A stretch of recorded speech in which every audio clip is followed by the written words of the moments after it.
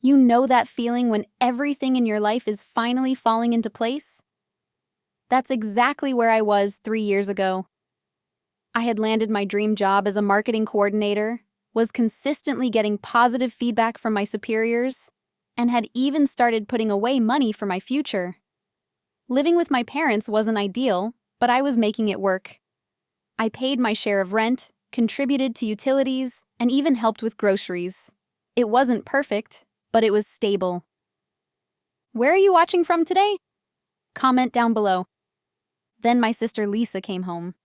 I still remember that rainy Tuesday evening when she showed up at our doorstep, mascara running down her face, clutching her designer handbag like it was a life preserver. She had failed out of her third semester at college, something about her professors not understanding her creative process, and the academic environment being too restrictive for her spirit. My parents? They welcomed her back like she was a returning war hero. No questions about the $40,000 they'd spent on tuition. No concerns about the multiple warnings she'd ignored from her academic advisor. Just open arms, warm hugs, and my mom's signature chocolate chip cookies baking in the oven within the hour. I tried to be understanding. Really, I did.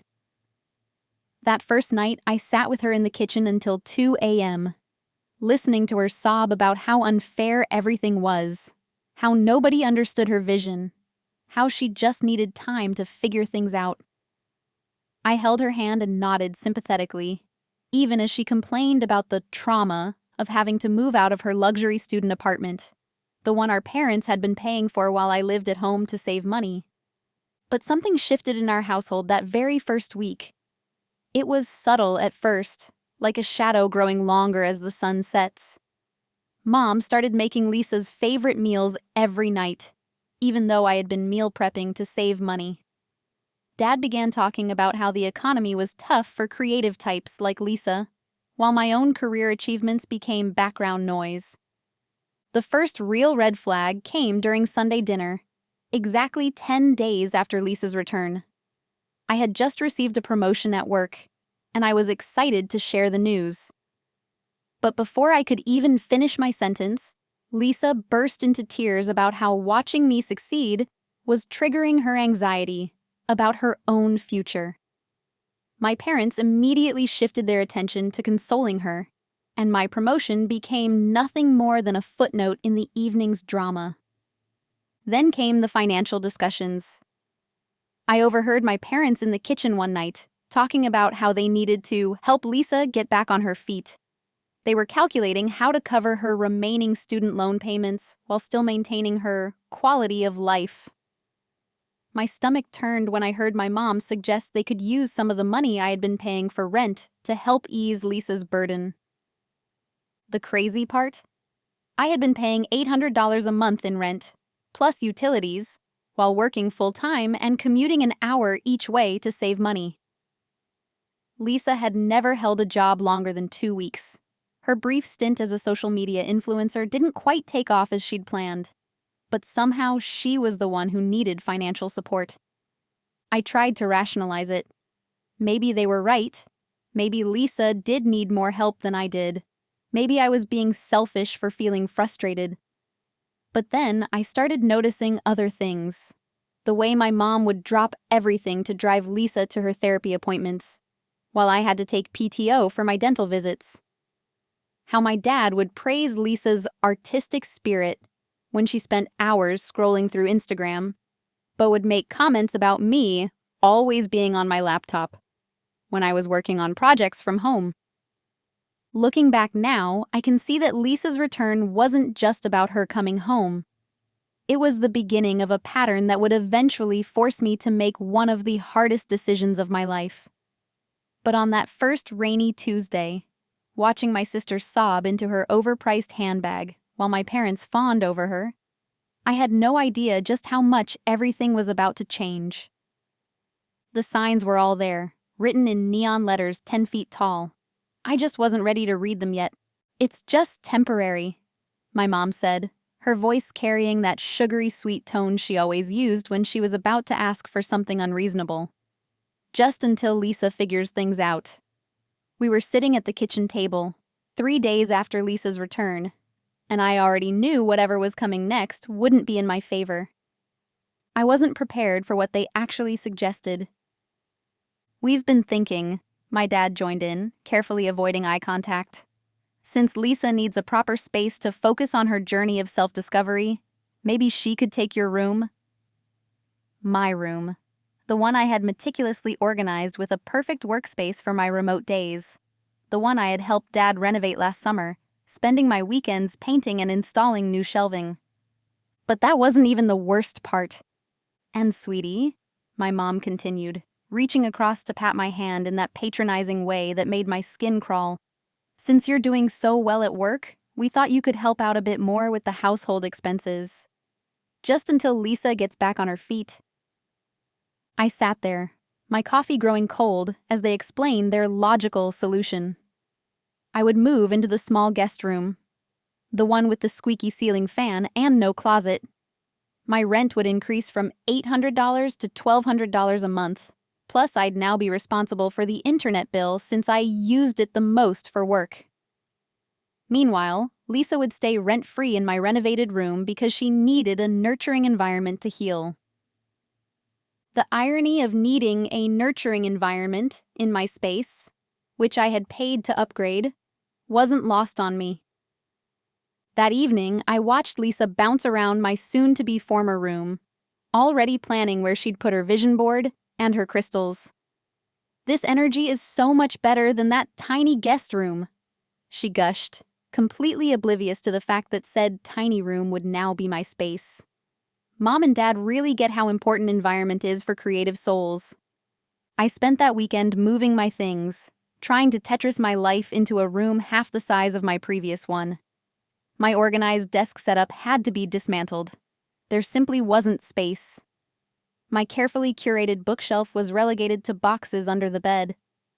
All while Lisa took Instagram stories of her fresh start in my old room, complete with the motivation wall I had created for my work goals. "You're so good at organizing," my mom commented as she watched me struggle to fit my work clothes into the tiny closet. "This is perfect for you. Lisa could never handle a space this cozy." Cozy. Right. Because apparently, my success in life meant I deserved less space. Not more. The first night in my new room, I lay awake listening to the squeaky fan, doing mental calculations. My rent had increased by $400, plus the $85 internet bill. The room was so small I'd need to rent a storage unit for $150 a month for my excess furniture. That was an extra $635 monthly, on top of what I was already contributing. Meanwhile, through the wall, I could hear Lisa on a late-night phone call, laughing about how she could finally focus on her spiritual journey without the pressure of meaningless jobs. The next morning, I found a new house rule list posted on the fridge. "Quiet hours start at 10 p.m. was conspicuously crossed out. "We need to respect different sleep schedules," my mom explained when I pointed it out. "Lisa's creative energy often peaks at night. Never mind that I had early morning meetings and a 2-hour round-trip commute.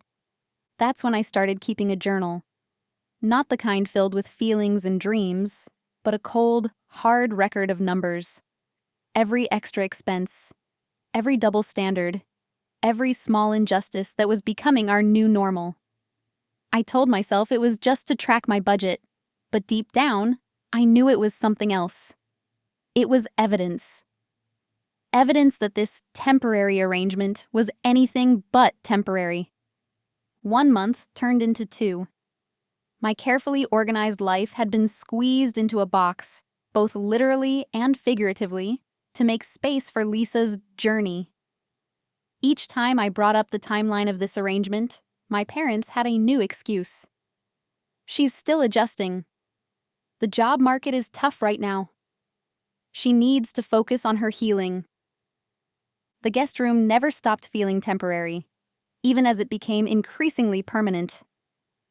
Every night, as I worked late on my laptop, cramped at a makeshift desk that was really just a TV tray, I could hear Lisa's meditation music drifting through the walls of my old room. The room I was still paying for, in more ways than one. Temporary had become our family's favorite fiction, and I was the only one who seemed to see it for what it really was. A complete restructuring of our lives around Lisa's comfort, at the expense of my stability. The real wake-up call came during month 3 of our temporary arrangement.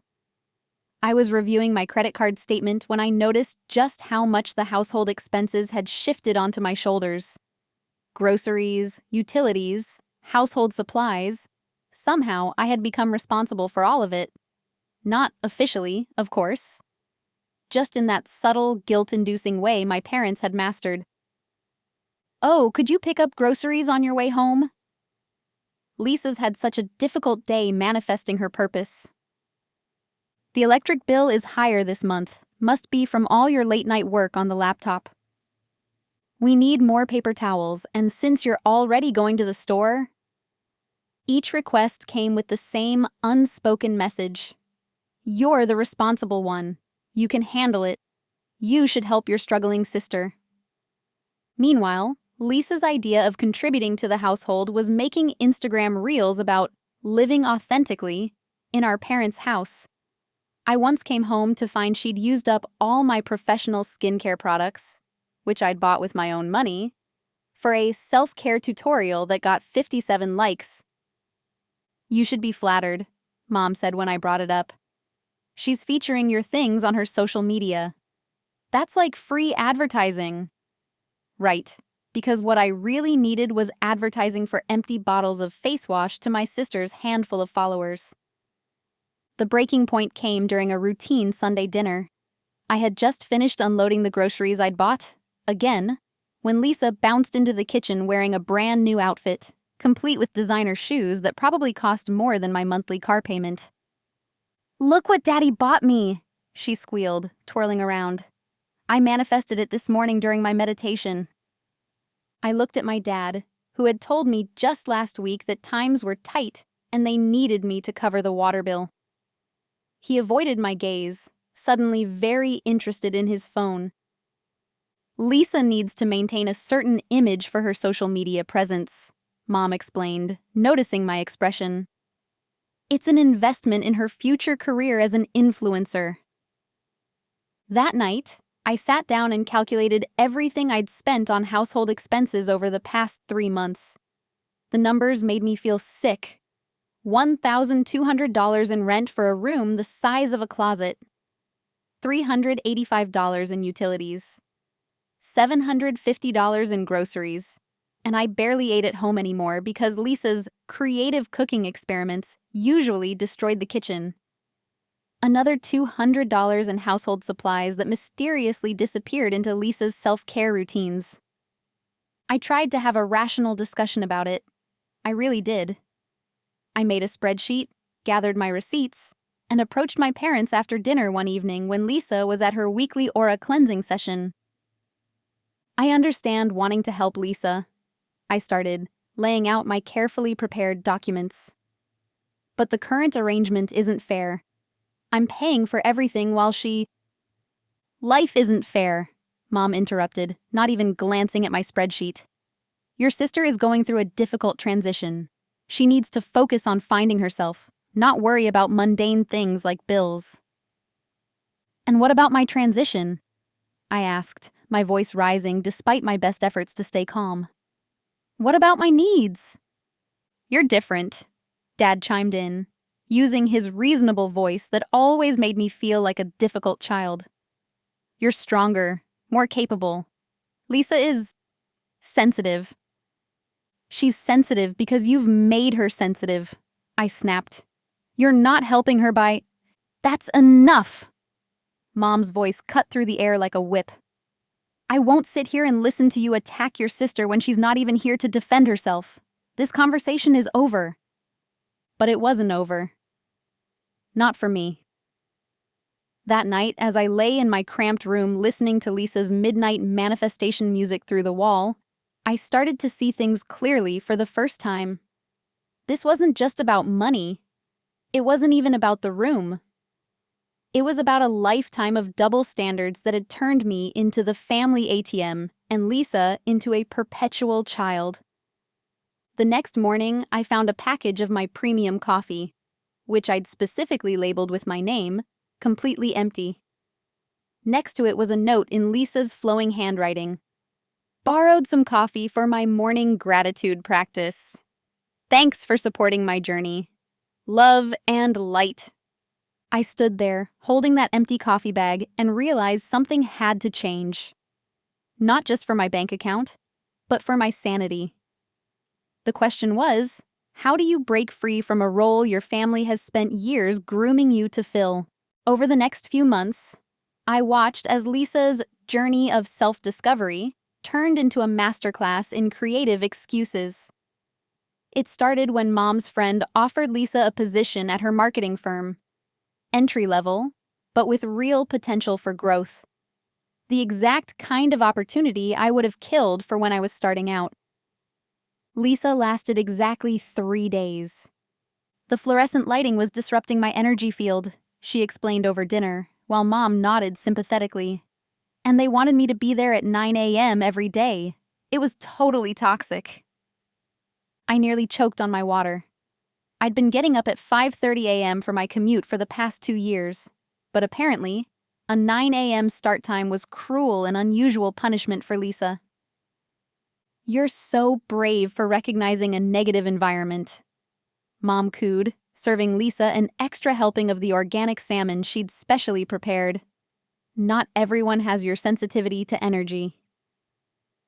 2 weeks later, Lisa announced she'd found her true calling as a yoga instructor.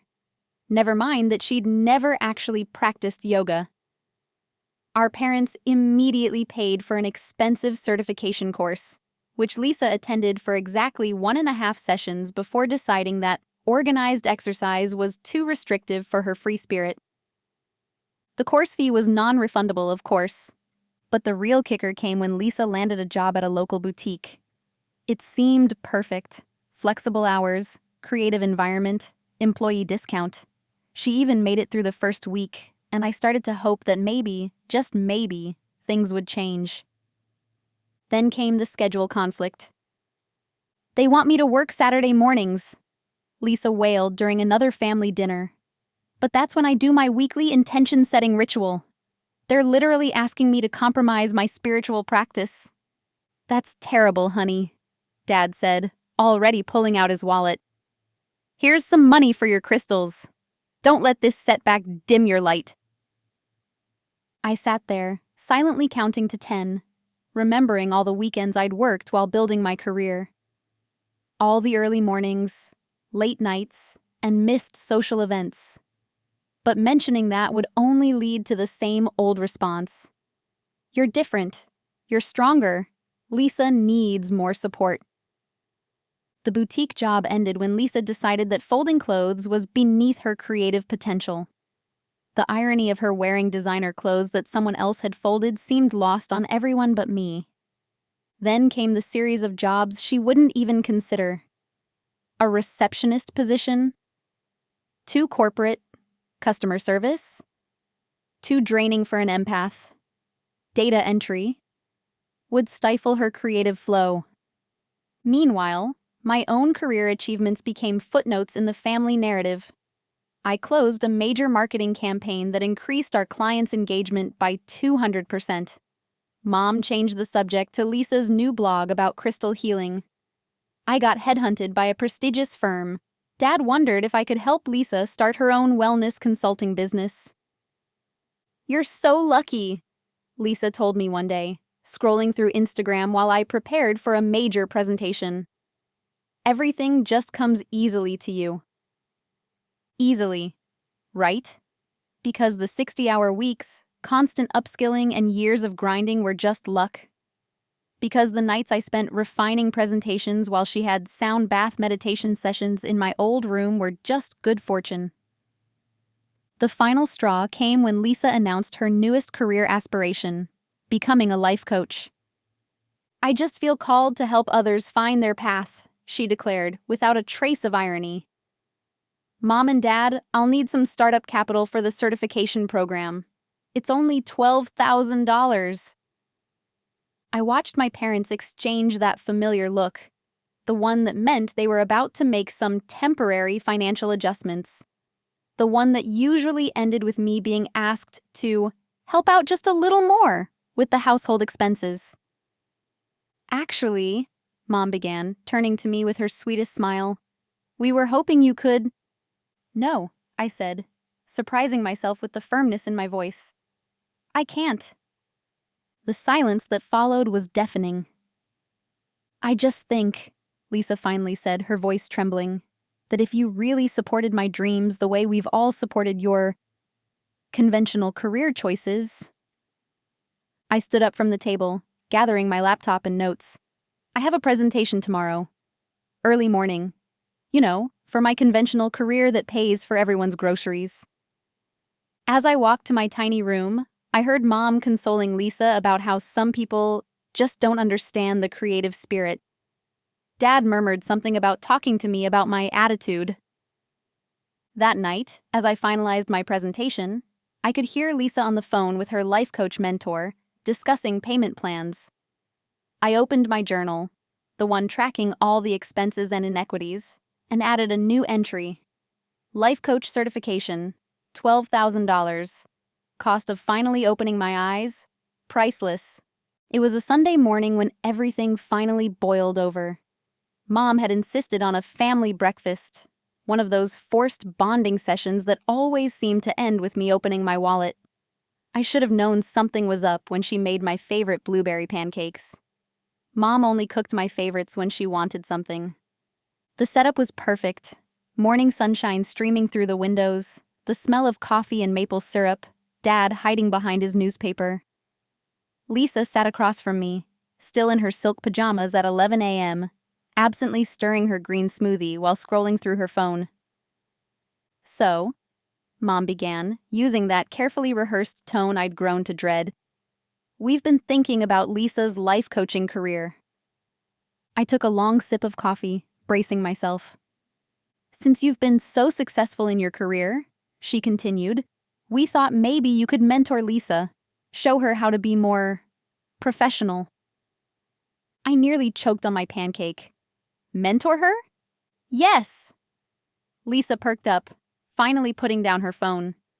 You could teach me all those boring business things you do, like spreadsheets and stuff.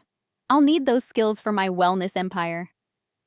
And, Dad chimed in, lowering his newspaper, since you'll be spending more time helping Lisa, we thought it would make sense for you to increase your contribution to the household, to support her journey. There it was, the real reason for the blueberry pancakes. How much? I asked, my voice flat. Just another $500 a month, Mom said quickly, as if the speed of her words could lessen their impact. Lisa needs to focus on her certification, so she can't work right now. It's a full-time commitment to personal growth. Personal growth, I repeated slowly, putting down my fork. And what about my personal growth? My goals? My future? Don't be selfish, Lisa interjected, her voice taking on that wounded tone she'd perfected. You're already successful. You don't need— Successful? I cut her off, years of suppressed frustration finally bubbling to the surface. I work 60-hour weeks. I commute 2 hours a day. I live in a room the size of a closet, paying more than I would for my own apartment, while you— That's not fair. Lisa's eyes welled up with tears. You know I'm sensitive to negative energy. Mom, she's attacking me again. I'm not attacking you. I'm stating facts. Facts like how I haven't bought new work clothes in a year because every extra penny goes to this household, while you get weekly shopping sprees for your personal brand. And money isn't everything, Lisa sniffled. Some of us care about spiritual wealth. Spiritual wealth doesn't pay the electric bill, I snapped. Or do you think the power company accepts good vibes as payment? Girls, please, Mom intervened, her voice strained. We need to support each other. Lisa needs this opportunity, and you're in a position to help. I'm in this position because I worked for it, I said, pushing back from the table. Every single day, while Lisa was finding herself, I was building my career. And now you want me to fund her 5th career change this year? 6th, Lisa corrected automatically, then quickly returned to her hurt expression. You've always been the responsible one, Dad said, as if this was a compliment rather than an indictment of their parenting. Lisa needs more guidance. No, I said, standing up. What Lisa needs is a reality check. And what I need is to stop enabling this circus. How dare you? Mom gasped. After everything we've done for you, everything you've done for me? I laughed, but there was no humor in it. You mean like taking my room, doubling my rent, making me pay for everything while Lisa lives like a princess? Those things you've done for me? I can't handle this toxicity, Lisa announced, standing up dramatically. I'm going to my room to sage away this negative energy. My room. She was going to sage my room. Wait, Mom called after her. Honey, don't you need money for more sage? And maybe some new crystals to help process this trauma? That was it. Something inside me snapped. I'm done, I said quietly, but with a finality that made both my parents look up sharply. Done with the double standards, done with the manipulation, done with all of it. What are you saying? Mom asked, her voice small. I'm saying no. No to the extra $500. No to mentoring Lisa. No to this whole dysfunctional situation. I walked out of the kitchen, leaving my half-eaten pancakes and stunned parents behind. As I closed my bedroom door, I could hear Lisa's meditation music starting up, probably to drown out the negative vibrations I'd created. But for the first time in months, I felt something other than frustration. I felt clarity. And with clarity came a plan. After the breakfast blow-up, I knew I needed a concrete escape plan. That Sunday afternoon, while Lisa was conducting a healing circle in my old room with her 2 Instagram followers on Zoom, I created a secret email account and started documenting everything. Every receipt, every Venmo request, every manipulative conversation. I photographed them all and stored them in a dedicated folder labeled Project Freedom. It wasn't just about keeping records anymore. It was about reminding myself that I wasn't crazy, that this situation was as unsustainable as it felt. The next morning, I opened a new bank account at a different bank. My regular account was with the same bank as my parents', and I'd learned the hard way that Mom had no qualms about checking in on my finances when she was concerned about my financial wellness. This new account would be my secret lifeline. I started small, transferring just $100 from each paycheck. It wasn't much, but it was something they couldn't touch. Then I looked at my expenses with new eyes. The premium Spotify account I never used because Lisa had hijacked it for her meditation playlists. Cancelled. The family Netflix account I was somehow paying for? Gone. The grocery delivery service that Lisa insisted we needed because carrying heavy bags disrupted her energy? Terminated. Why isn't the grocery delivery working? Lisa complained one evening. I'm trying to order my organic moon milk ingredients. Must be a system error, I said, not looking up from my laptop where I was researching apartment listings. Maybe it's Mercury retrograde. I started bringing lunch to work instead of buying it, carrying my meal prep in my work bag so Lisa wouldn't steal it from the fridge. Every dollar I saved went straight into the secret account. I picked up extra projects at work, volunteering for assignments that required late hours. Not just for the experience, but because every minute at the office was a minute I didn't have to spend at home watching my family enable Lisa's latest whim. The irony wasn't lost on me that while I was supposedly mentoring Lisa in professional development, I was actually learning the most valuable lessons of my career. I learned to say no without explanation. I learned to set boundaries without guilt. I learned that sometimes the most powerful response is silence.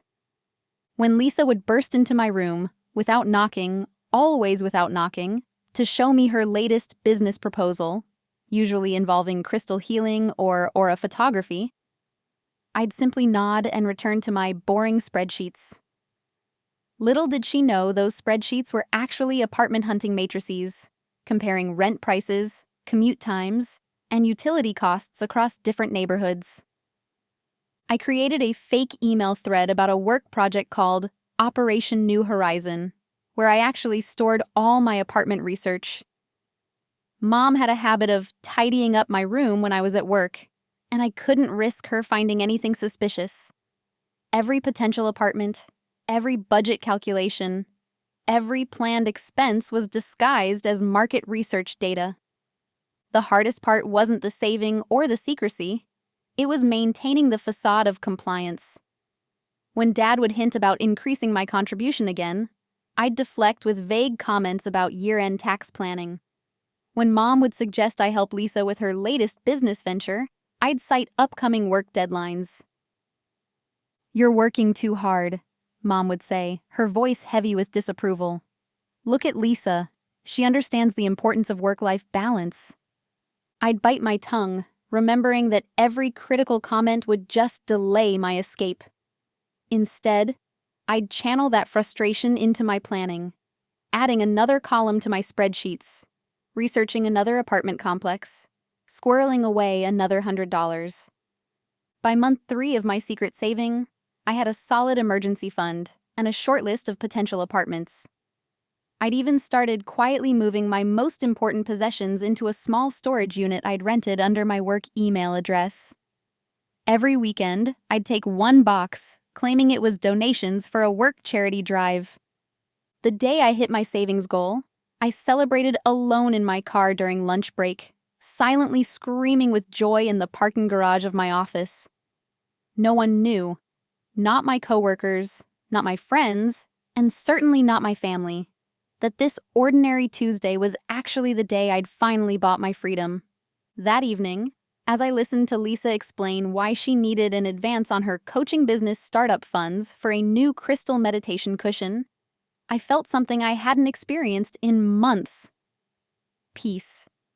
Because I knew something they didn't. I knew that every demanding moment, every guilt trip, every financial ambush had an expiration date. I had a plan, I had savings, and most importantly, I had hope. The only question left was when to pull the trigger. The vacation announcement came during another one of our forced family dinners. I should have seen it coming. Mom had made my favorite lasagna, which only happened when there was an agenda. Dad was unusually chatty about his golf game, a sure sign he was building up to something. And Lisa?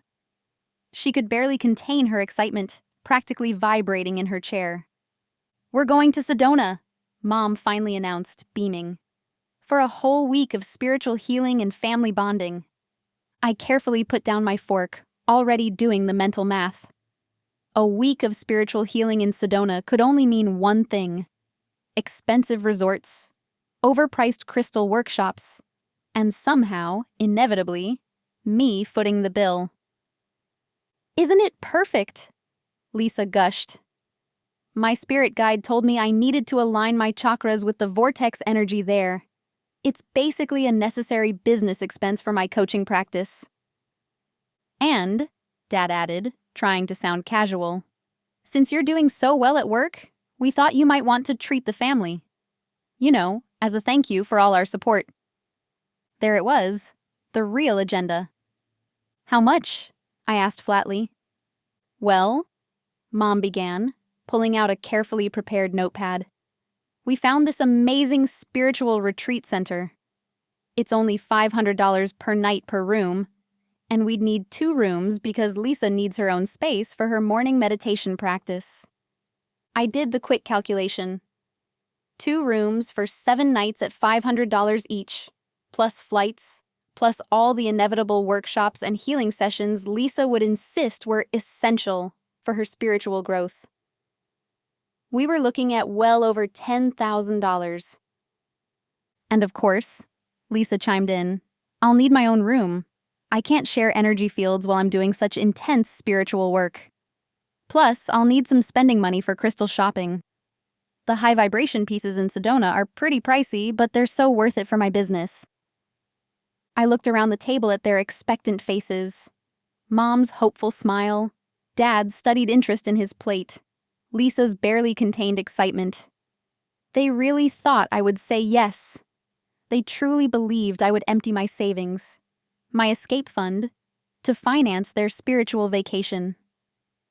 No, I said quietly. The silence that followed was deafening. What do you mean, no? Lisa's voice quivered. This is a family trip. We need this healing time together. I mean, no, I repeated, stronger this time. I'm not paying for a luxury vacation I can't afford. Can't afford? Mom scoffed. But you're always working. Surely you have savings. Yes, I had savings. Savings for my freedom, not for Lisa's crystal shopping spree. My savings aren't up for discussion, I said firmly. And neither is this vacation. I won't be attending or funding it. This is so typical, Lisa burst out, tears already flowing. You're always sabotaging my spiritual journey with your negative energy. Mom, Dad, tell her she has to come. My healer says I need family support for my next chakra awakening. Dad cleared his throat uncomfortably. Maybe we could look at some less expensive options. Less expensive, Lisa shrieked. The energy has to be pure. You can't stay at some chain hotel for serious spiritual work. This is my career we're talking about. Your career? I couldn't help but laugh. Last month it was aura photography. The month before that it was sound healing. What makes this different from any of your other failed ventures? How dare you? Lisa stood up dramatically, her chair scraping against the floor. You're just jealous because I'm pursuing my authentic path while you're stuck in your soulless corporate job. My soulless corporate job that pays for your authentic path? I shot back. The one that covers your groceries, your utilities, your endless supplies of sage and crystals? Girls, please, Mom intervened, her voice strained. This is supposed to be about family healing. Maybe if we all put in what we can? I've put in enough, I said, standing up. I'm done funding the family delusions.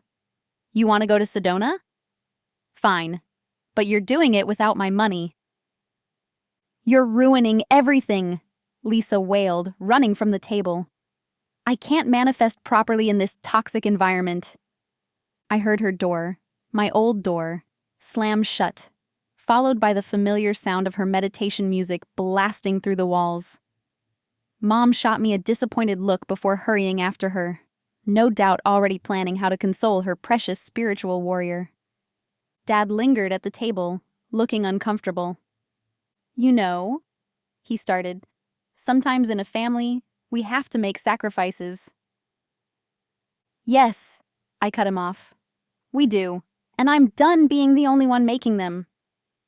I walked back to my room, Lisa's dramatic sobs and Mom's soothing murmurs providing a familiar soundtrack. But this time, instead of feeling guilty, I felt something else. Certainty. I opened my laptop to check my secret savings account. The amount I'd saved, the amount they'd wanted me to spend on their vacation, was exactly enough for first and last month's rent on my own place. Sometimes the universe does send signs, just not the ones they were looking for in Sedona. The Monday after the Sedona showdown, I took a personal day from work. Not for a spa day like Lisa, or for emotional recovery, as Mom would have called it, but to look at apartments. Real ones, not just online listings. After months of secret planning, it was time to make my move. The first apartment I viewed was everything my current room wasn't. Spacious, quiet, mine. Standing in the empty living room, watching sunlight stream through windows that no one else would claim, I felt something I hadn't experienced in years. Possibility. The lease term is 12 months, the property manager explained, and we'd need first and last month's rent, plus security deposit. I nodded, already pulling up my secret bank account on my phone. The numbers aligned perfectly with my savings. It wasn't just possible. It was meant to be. "I'll take it," I said, surprising both of us with my decisiveness. I signed the paperwork during my lunch break the next day, using my office address for all correspondence. Everything was falling into place, piece by carefully planned piece. I should have known it was too smooth to last. The discovery came 3 days later. I was at work when my phone started buzzing with increasingly frantic texts from Lisa. "OMG, why didn't you tell me you're moving?" Mom's literally crying. "How could you do this to us? What about my business?" Apparently, Mom's tidying had extended to my laptop where she'd found my Operation New Horizon emails. So much for digital privacy. I walked into chaos that evening. Mom was sitting at the kitchen table, surrounded by printouts of my apartment research, looking like she'd discovered evidence of a criminal conspiracy. Dad was pacing, muttering about family obligations and talking this through. Lisa was in full meltdown mode, alternating between sobbing and accusing me of deliberately sabotaging her spiritual journey. "Were you ever going to tell us?" Mom demanded as soon as I walked in. "Yes," I replied calmly. "When everything was finalized." "You can't just leave," Lisa wailed. "What about my coaching business? I need your energy in the house for manifestation." "What about your rent contribution?" Dad added. "We depend on that income." "You mean Lisa depends on it," I corrected him. "And that's exactly why I need to leave." "This is so selfish," Mom said, her voice trembling. "After everything we've done for you?" "Everything you've done for me?" I laughed, but there was no humor in it. "Let's talk about everything you've done. You took my room, doubled my rent, made me pay for everything while Lisa lived like a princess. You've treated me like an ATM while calling me selfish for wanting basic respect." "That's not fair," Lisa protested. "I'm on a spiritual journey." "Your spiritual journey doesn't pay bills," I shot back, "and it's not my responsibility to fund it anymore." "But where will you get your meals?" Mom asked, switching to concerned parent mode. "Who will do your laundry?" I stared at her, momentarily speechless. "Mom, I'm 26. I've been doing my own laundry since high school. The only person in this house who doesn't do their own laundry is Lisa. Because I need to preserve my energy for my healing work." "No," I said firmly, "because you've never had to face consequences. But that's not my problem anymore. I've signed a lease. I'm moving out next week." "Next week?" 3 voices chorused in horror. "But what about my new business venture?" Lisa cried. "I was going to turn your room into a meditation space." "My room?" I raised an eyebrow. "You mean the guest room I've been paying double rent for?" "We can discuss the rent," Dad offered quickly. "Maybe make some adjustments." "It's not about the rent," I said, though of course it partly was. "It's about respect, boundaries, basic fairness, none of which exist in this house." "You're abandoning your family," Mom accused, tears flowing freely now. "No, I'm saving myself. And maybe, just maybe, forcing Lisa to finally grow up."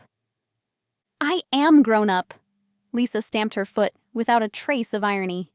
"Just because I'm not a corporate slave like you." "Corporate slave?" I cut her off. "You mean financially independent? Capable of paying my own bills? Responsible for my own life?" "Yes, how terrible." I turned to leave the room, but Mom's voice stopped me. "If you do this," she said quietly, "you'll regret it. Family is everything." I looked back at them. Mom with her manipulative tears, Dad with his conflict-avoidant shuffle, Lisa with her performative trauma, and felt nothing but relief. "No," I replied. "Self-respect is everything, and I'm finally choosing mine." I walked to my room, closed the door on their protests, and started packing. Through the wall, I could hear Lisa starting another emergency healing session with her Instagram followers, dramatically recounting her latest family trauma. Let her talk. Let them all talk. In 7 days, I wouldn't have to hear any of it anymore. Move-out day dawned clear and bright, which felt appropriate. I'd hired movers, professionals who wouldn't be swayed by family drama, and scheduled them for 8 a.m. sharp. Early enough that Lisa would still be in her morning meditation and unlikely to create a scene. I'd been methodically moving things to my storage unit for weeks, so there wasn't much left. Just furniture, some clothes, and the last of my essential items. Everything was packed, labeled, and ready to go. I'd planned it like a military operation, down to the minute. What I hadn't planned for was Mom's early morning intervention attempt.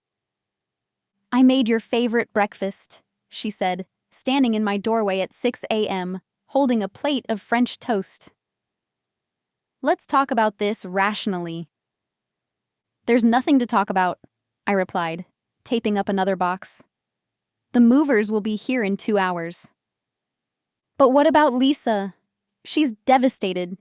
She says her chakras are completely misaligned from the stress." I continued packing in silence. After years of giving in to guilt trips, I'd finally learned that some statements didn't deserve responses. "Your father and I have been talking," she pressed on. "We could reduce your rent, maybe even let you have your old room back." "My old room?" I couldn't help but laugh. "The one you gave to Lisa because she needed a nurturing space? The one I've been paying double rent to not live in? That's not fair." "No," I cut her off. "What's not fair is how you've treated me for years, but that ends today." The movers arrived exactly on time, professional and efficient. They didn't react to Lisa's dramatic appearance, wrapped in her protective crystal shawl, sage stick burning, or her loud proclamations about negative energy disrupting her business plans. "You can't take that desk," she protested as they started dismantling my workspace. "I need it for my coaching sessions." "The desk I bought with my own money?" I asked calmly. "That desk? But I've already advertised my new home office space on Instagram." I ignored her, directing the movers to continue. Each piece of furniture that disappeared into their truck felt like a weight lifting from my shoulders. Dad appeared around 9 a.m., looking uncomfortable as usual. "You know, in business, it's important to maintain good relationships. Maybe we could negotiate." "This isn't a business deal, Dad. This is me finally setting boundaries." "But the household expenses are not my responsibility." I finished for him. "Maybe it's time for Lisa to contribute." That suggestion set off another round of Lisa's tears. "I'm a light worker. We're not meant for mundane concerns like bills." The movers, true professionals, had everything loaded in under 2 hours. I did one final sweep of the small room that had been my prison for the past year. It looked bigger empty, though not by much. "This is really happening, isn't it?" Mom's voice was small. "You're really abandoning your family." "I'm not abandoning anyone," I replied, shouldering my last bag. "I'm choosing myself. There's a difference." "But who's going to help with the bills?" Lisa wailed. "My new crystal collection isn't going to manifest itself." I turned to face my family one last time. Mom with her manipulative tears, Dad with his conflict-avoidant shuffle, Lisa with her perpetual victim stance. They looked smaller somehow, less intimidating than they had just weeks ago. "I've left instructions for transferring all the utilities out of my name," I said calmly. "You have until the end of the month to set up new payment arrangements." "But," 3 voices started simultaneously. "No," I cut them off. "No buts, no negotiations, no guilt trips. I'm done." I walked out the front door, keys placed deliberately on the entry table. Behind me, I could hear Lisa starting her familiar refrain about toxic energy and spiritual abuse. Mom was already comforting her, probably planning how to turn my departure into another excuse for Lisa's lack of progress. The morning sun felt different on my face as I walked to my car. Warmer, brighter, more like a beginning than an escape. My phone started buzzing before I even reached my new apartment. Texts from Mom about how they'd have to sell the house without my rent money. Messages from Lisa about how I'd disrupted her business plans. A single text from Dad asking if we could discuss this like adults. I turned off my phone. The movers had everything unloaded and placed according to my instructions by early afternoon. I stood in my new living room, my space, my rules, my peace, and felt something unfamiliar. Freedom. That evening, as I sat on my own couch in my own apartment, eating takeout without having to share or justify the expense, I finally turned my phone back on. 57 missed calls, 123 text messages, 3 emotional emails from Lisa about her spiritual emergency. I blocked them all. Through my new windows, I could see the sun setting on my first day of independence. No drama, no guilt, no manufactured crises demanding my attention or my wallet. Just peace, just possibility, just me. The reality of my absence hit my family harder than they'd expected. I heard about it through my cousin Rachel, who became my unofficial family news correspondent. She'd call every few days with updates that confirmed I'd made the right decision. Aunt Sarah had to get a part-time job, Rachel reported during one of our coffee dates. Turns out they can't actually afford the house without your rent money. Who knew? The sarcasm in her voice made it clear she'd known all along. The utilities were the first domino to fall. Apparently, no one had bothered to set up new payment arrangements after I'd removed my name from the accounts. They spent 3 days without Wi-Fi, a crisis that, according to Rachel, had Lisa questioning whether Mercury was in retrograde. She tried to start a GoFundMe, Rachel told me, rolling her eyes. Called it Emergency Spiritual Support for Displaced Lightworker. When that didn't work, she actually had to get a job. Lisa's first real job lasted exactly 4 days. She'd gotten hired at a local cafe, the same type of position she'd previously declared beneath her spiritual calling. She quit after her manager asked her to work a morning shift instead of her preferred creative hours. The texts and calls had continued for weeks after I left, each one more desperate than the last. "The energy in the house is all wrong without you," Lisa wrote. "My business is suffering. The electricity company doesn't understand about spiritual emergencies," Mom complained. "They're so materialistic." "We need to discuss the family's financial situation." Dad's messages grew increasingly urgent. I maintained my blocks, but their attempts to reach me grew more creative. They tried emailing my work address. They sent flying monkeys in the form of distant relatives. Mom even showed up at my office once, armed with guilt trips and crocodile tears. I had security escort her out. A month after I left, Lisa had to downsize her spiritual business empire. She could no longer afford her weekly crystal deliveries or her subscription to Premium Aura Photography Monthly.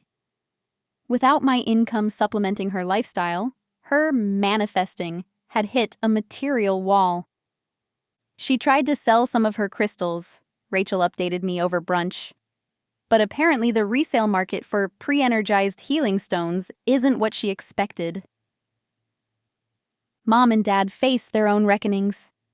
The household bills they'd taken for granted now loomed like mountains.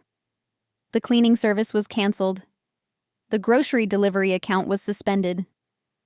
The premium streaming services were downgraded to basic packages. "Your dad actually had to learn how to do his own laundry," Rachel reported with undisguised glee. Turns out it wasn't actually part of the universal father-daughter contract. Lisa's response to the family's financial crisis was predictably on brand. She announced she was going minimalist. Not because they couldn't afford her usual spending, but because she'd received a spiritual calling to live with less. The fact that this revelation coincided with her credit card being declined was apparently just cosmic alignment. The real shock came when they had to list the house for sale. The 4-bedroom suburban dream home they'd insisted they needed for Lisa's home wellness center was suddenly too much to maintain. They downsized to a small 3-bedroom rental, with Lisa loudly proclaiming that spiritual warriors don't need material excess, conveniently after they could no longer afford it. Lisa had to get an actual roommate, Rachel told me during our monthly dinner.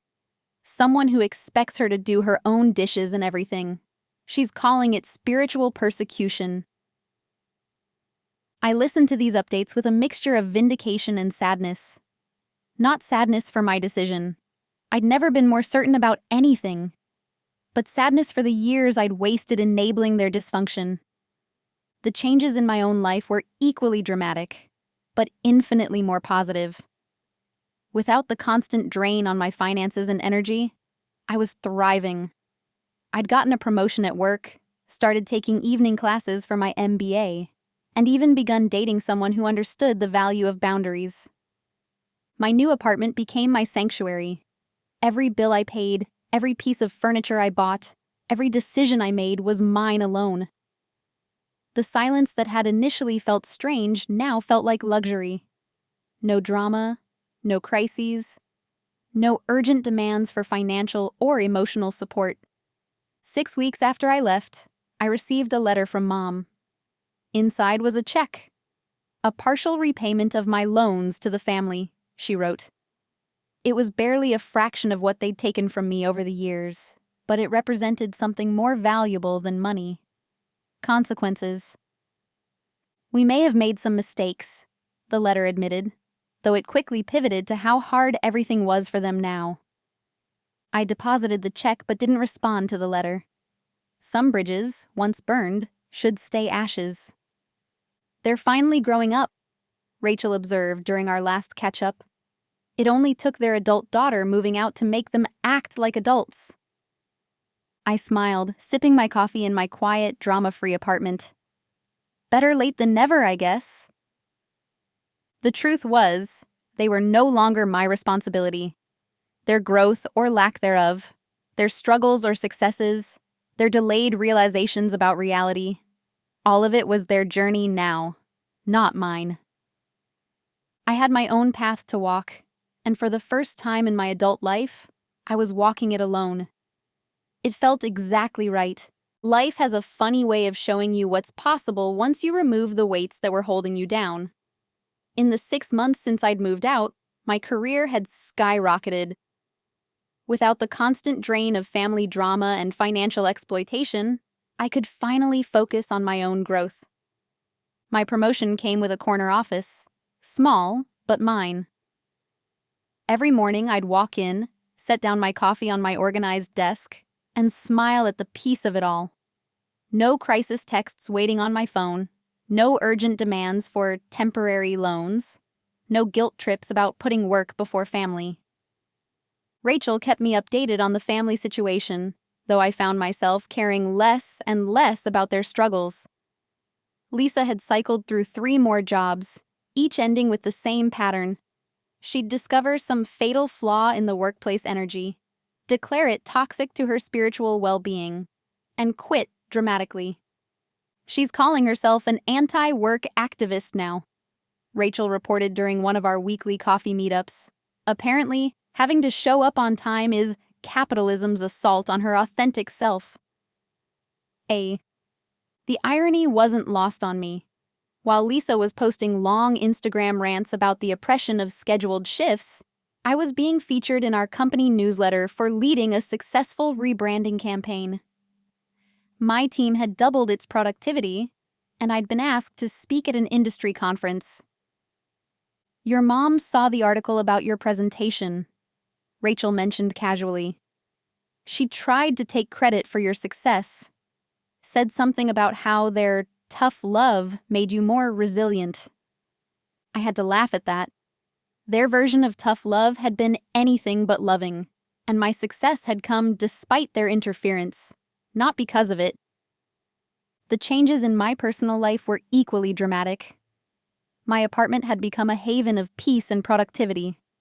I'd started hosting dinner parties for friends, real friends, not the emotional vampires Lisa called her spirit tribe. My guests brought wine and conversation instead of crisis and demands. Even my finances had transformed. Without the constant drain of supporting 3 adults, I'd managed to start a healthy investment portfolio. My emergency fund was fully stocked, and I was even considering buying a condo next year. The financial advisor I'd hired, something that would have been impossible while funding Lisa's spiritual business ventures, was impressed with my progress. Meanwhile, my parents had their own adjustments to make. Dad had to come out of semi-retirement to help cover the bills. Mom took a part-time job at a local boutique, the same type of position she'd once declared beneath Lisa's potential. The irony was thick enough to cut with a knife. Lisa tried to start another business, Rachel updated me over brunch. She's calling herself a financial freedom coach now. Can you believe it? She's teaching people how to manifest abundance while living in a shared apartment because she can't afford rent on her own. The absurdity would have frustrated me 6 months ago. Now it just amused me. I'd grown beyond their drama, beyond their manipulation, beyond their alternate reality where actions didn't have consequences. My therapist, another positive change I'd made after moving out, helped me see the humor in it all. "They're still playing the same game," she observed during one session, "but you're not on the board anymore." She was right. I'd changed the rules by refusing to play. Every time Lisa launched a new venture, every time Mom tried to orchestrate a family reconciliation, every time Dad hinted about financial discussions, I remained steadfastly unavailable. Their emergencies were no longer my emergencies. The most surprising change wasn't in my bank account or career trajectory. It was in my peace of mind. The constant background anxiety I'd lived with for years had disappeared. I slept through the night without worrying about what crisis would greet me in the morning. I checked my phone without dread. I lived my life without guilt. "You seem lighter," my new boyfriend commented one evening as we cooked dinner in my drama-free kitchen. He knew my story but had never met my family, and never would if I had any say in it. More present. He was right. I was present. In my life, in my career, in my relationships. No longer constantly anticipating the next family emergency or calculating how much money I could spare for Lisa's latest scheme. Rachel's updates about the family became less frequent, less detailed, and I found myself less interested in hearing them. Lisa was still Lisa, cycling through jobs and spiritual phases like outfit changes. Mom and Dad were still enabling her, just on a smaller scale due to their reduced circumstances. But their story wasn't my story anymore. I was writing my own narrative now, one that didn't include funding someone else's delusions or sacrificing my well-being for family harmony. "You know what the best part is?" I told Rachel during our last catch-up. "I don't miss it. Any of it. Not the drama, not the guilt, not the constant demands. I'm just free." She raised her coffee cup in a toast. "To freedom." I clinked my cup against hers, smiling. "To choosing yourself." The holiday season has a way of bringing truth to the surface. For me, that truth came during our extended family's Thanksgiving gathering, the first one I'd attended since moving out. I'd been hesitant to go, but Aunt Linda had insisted, promising that she'd host at her house instead of my parents' place. "You've been missed," she said when I arrived, pulling me into a warm hug. "And not just because you were the only one who could make decent gravy." I'd timed my arrival carefully, just late enough that my immediate family would already be there.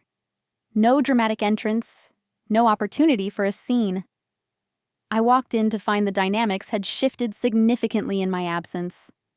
Lisa was holding court in the living room, regaling our younger cousins with tales of her latest venture, intuitive financial alignment, or something equally nonsensical. But unlike previous years, no one seemed to be buying it. "So you're teaching people about money?" Cousin Mike asked, barely concealing his skepticism. "While living with a roommate because you can't afford your own place?" Lisa's face flushed. "Material success isn't a measure of spiritual wealth," she started. But for once, her audience wasn't captivated. I moved through the house, accepting genuine hugs and quiet words of support from relatives who'd watched the drama unfold from afar. "We've been so proud of you," Aunt Linda whispered. "It took courage to do what you did." Mom was in the kitchen, trying to take over Aunt Linda's cooking preparations. Old habits die hard, but without her usual audience, her controlling behavior fell flat. "Sarah, the turkey needs to be basted every 20 minutes, not 30, she insisted. "The turkey's fine, Sarah," Uncle Bob called from the dining room. "Just like it was fine the last 3 times you checked." The shift in family dynamics was subtle but unmistakable. Where once there had been enabling silence, there was now gentle pushback. Where there had been automatic deference to Lisa's drama, there was now healthy skepticism. Dad cornered me by the appetizer table, awkwardly attempting small talk about work. "I hear you're doing well," he said, studying his plate.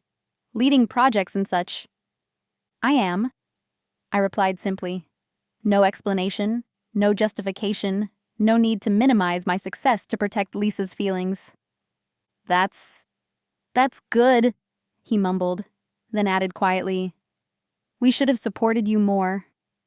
It wasn't quite an apology, but from Dad, it was something close. The real show came during dinner. Lisa, desperate to maintain her role as the family's spiritual guide, announced she was giving up material possessions for a higher calling. "I'm exploring minimalism," she declared, while wearing a new crystal pendant that probably cost more than my weekly grocery budget. "We're all too attached to worldly things." "Is that why you asked Mom to co-sign for a new car last week?" Cousin Rachel asked innocently. The table fell silent. Lisa sputtered. That's different. I need reliable transportation for my healing practice." "Interesting," Aunt Linda mused. "Speaking of practice, how's your new business going? The one helping people manifest abundance?" "It's evolving," Lisa managed, her spiritual advisor facade cracking. "The universe has shown me that people might not take financial advice from someone who's never paid her own bills," Uncle Bob finished, not unkindly, but firmly. Mom jumped in, her rescue instinct kicking in. "Lisa's work is very innovative." "Sarah?" Aunt Linda cut her off gently. "Maybe it's time to let Lisa handle her own PR." I sat quietly, eating my turkey and watching years of family mythology unravel. My silence had always been interpreted as agreement. Now it spoke volumes. The conversation turned to other topics. Cousin Jamie's new job, Uncle Bob's garden, my recent promotion. Normal family stuff, without the usual undercurrent of Lisa's needs dominating everything. Later, as people began to leave, Aunt Linda pulled me aside. "You know, your moving out was a wake-up call for a lot of us. We'd all watched this situation develop over the years, but nobody wanted to rock the boat." "And now?" I asked. "Now we see what enabling really costs, not just in money, but in potential. Look at you.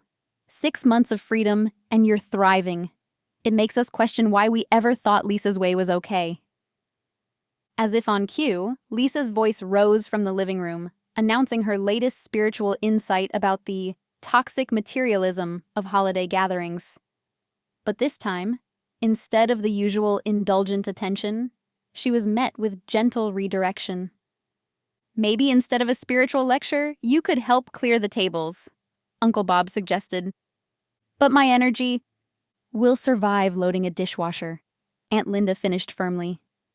Watching Lisa reluctantly carry plates to the kitchen, I caught Mom's eye across the room.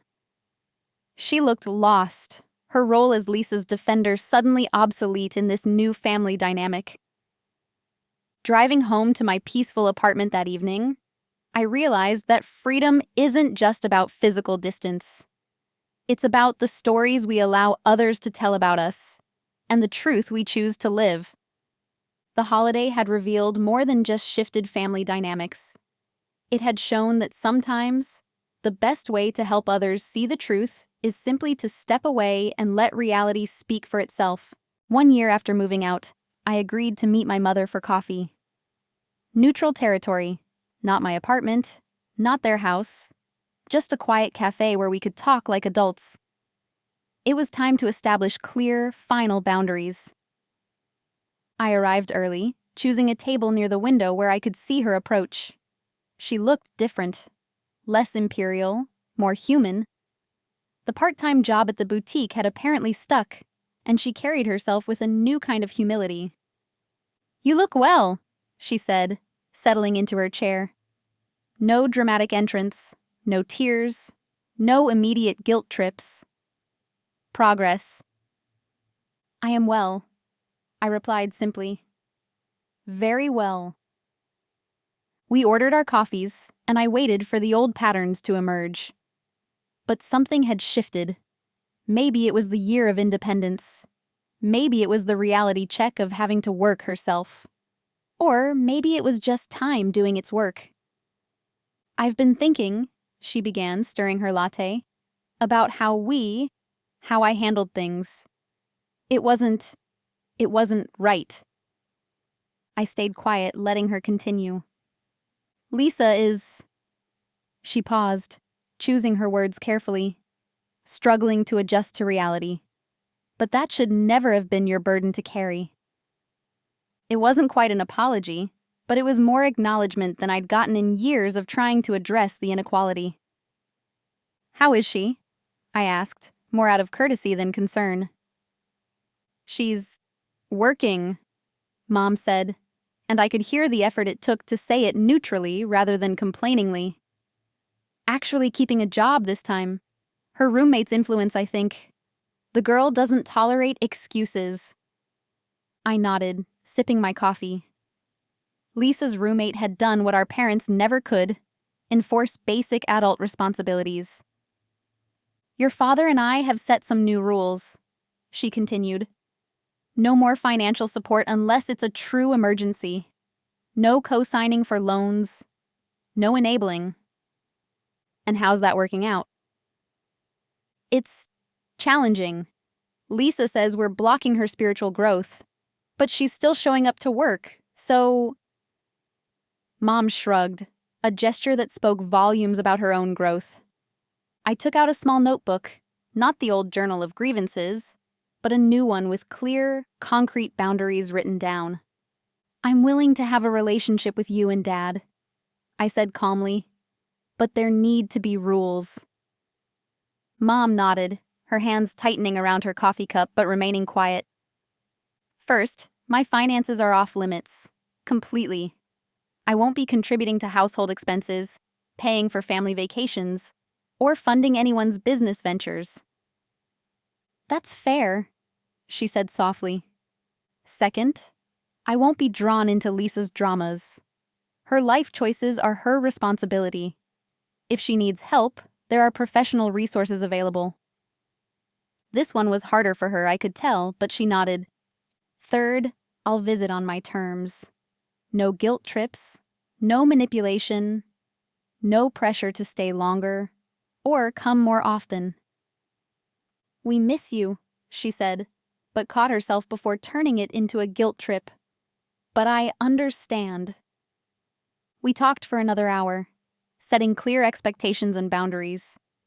It wasn't always comfortable, but it was necessary. Like building a fence between properties.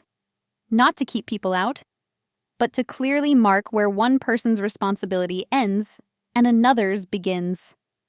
Later that week, I got a text from Lisa.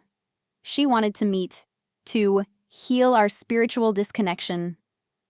I replied with a simple message: I'm open to rebuilding our relationship when you're ready to interact as equals. No financial entanglements, no drama, no rescue scenarios. Let me know if that interests you.